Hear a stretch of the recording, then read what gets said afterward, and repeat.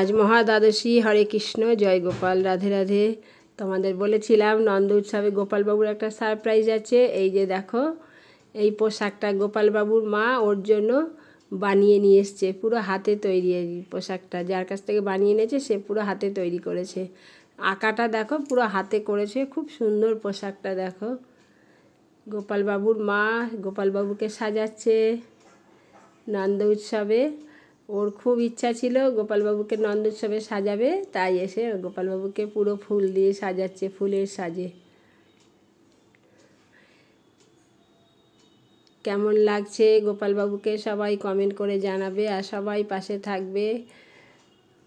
জয় গোপাল, রাধে রাধে। সবাই ভালো থেকো, সুস্থ থেকো। এই দেখো, আমার গোপালবাবু পুরো ফুলের সাজে চলে এসেছে। কি সুন্দর করে সাজিয়েছে ওর মা ওকে, দেখো। রাধে রাধে। সবাই ভালো থেকো, সুস্থ থেকো।